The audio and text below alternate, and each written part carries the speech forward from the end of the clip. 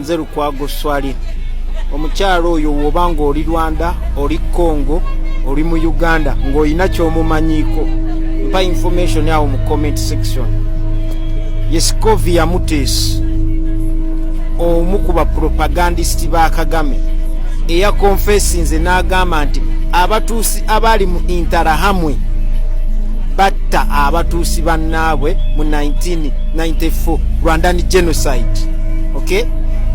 Mu genocide eyo Kagame yaleeta obukode bwe bakozesa e Luweero bwe baali balwana olutalo lwa NRM Luweero in 1980 up to 1986. Kagame ekiro bayambalanga obusaati bwa UPC ne bagenda ne batta abantu n'ekigendererwa ekyokuvumaganya gavumenti ya UPC nga kumacha nga bambala obwabayekera ne bagenda ne bakungubagira wamu n'abantu. Ekintu ekyo ne bagenda ne bakikola ne mu Northern Uganda ne basalangako abantu emimwa ne babateekako kufulu ne babaforcinga into IDP camps okusobola okubba ettaka lyabwe. Omwo muto wa Museveni gwe bayita Salimu Salejjeno mwaberedde ne bali General Wives, naye mukazi wo w'eggulu n'enfa gye yafa matanka nenga mpale z'Abaseveni. Kati omukyalo ono we yavuddeyo n'ayogera kikakasa bye tuzze twogera ti omusajja ono Kagame yeetaba mu kitta abantu deliberately ng'awagirwa Abamerika, Abangereza ne bano ba Museveni, kuba Museveni David Stinyefunze, Salimu Sale be balwana olutalo olwo olwaleeta Bakagame mu buyinza ne batta Abahutu ne bakuba ennyonyi ya Habyarimana ne mufiiramu ba pulezidenti babiri. Naye Kagame waba ye marketinga mu international community mwali luddawa mwasirika busirisi ng'abantu bafa, ekyo kyabadde ng'akozesa. Kati abantu bwe baba batandise okuvaayo ne boogera amazima tubaagale tubakubireko ku bugabo. John William Ntwali yali munnamawulire n'anoonyereza wozaning investigative journalist based in Rwanda.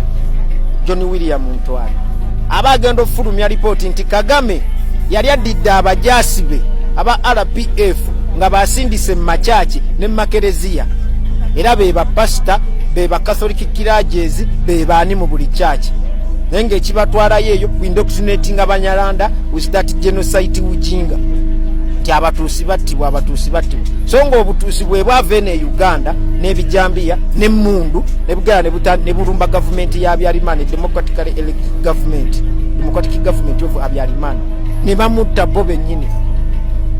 Kaakati Scovia Muteesi tuyina bingi nnyo bye tuyina okuwuliramu, ate ndi musanyufu nti Abakongo n'Abanyarwanda kuno kwemuli mungoberera. Tugenda meetinga nga buli ssaawa 4 ez'ekiro twongere okunnyonnyola ensonga ezo. Kagame ne Museveni tuyina obbalabisa. Babadde basirayivingira kukutta abantu nga bawagirwa Amerika, Bungereza, European Union n'Abafalansa nga be babapika, nga Kagame akozesa nnyo genocide. Louis Haba UN Tribunal Chief yali ataddewo okunoonyereza Kagame n'ebikolobero bye yakola mu Rwanda ni genocide ebyokutta abantu nga evidence yonna bagifunye.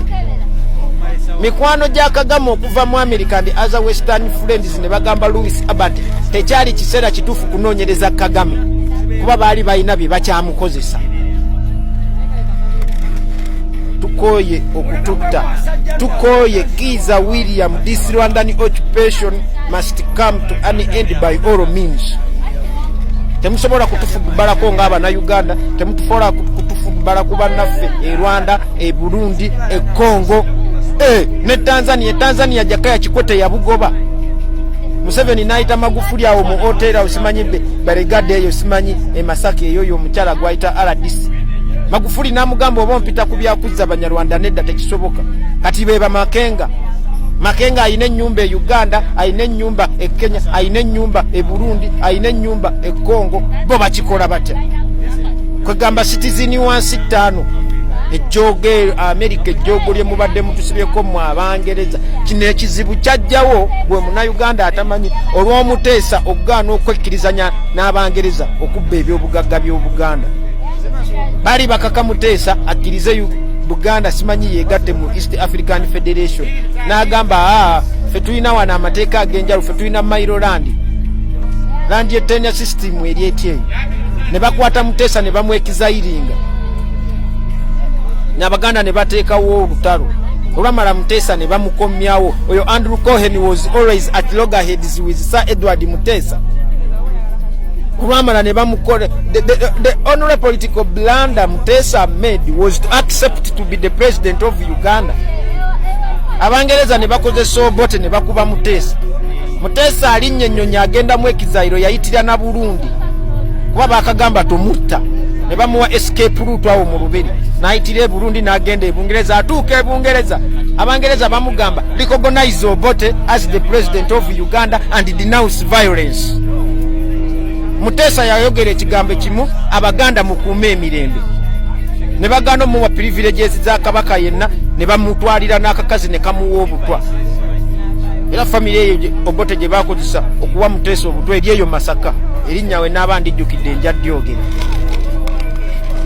Era oyo omusajja oba Walugembe yes Walugembe bakozesa muwala we n'atega Muteesa obutwa. Amanyi Muteesa naye yali wabidde nnyo n'afa ng'Abangereza be bayambako Obote okutta Muteesa. Abangereza bwe balabanga Abaganda bajja bafuukira ekizibu ne baleeta Amini n'abaso nationalistic n'aganozinira ku ntolize kwe kuzira owinga ku Museveni abatali bana Uganda. That is the occupation actually. Etufutubaddeko all that wrong with support from those western powers. Tuyina okugamba nno tetuli kulwanisa Museveni wabula tulwanisa imperialist Abangereza kuba be babadde nga bamubakinga. Kyovola bakino ki Boris Johnson kiina bye kyawandiisa Muteesi Scovia aya manyi tubadde nga tubyogera nga batugamba tulimba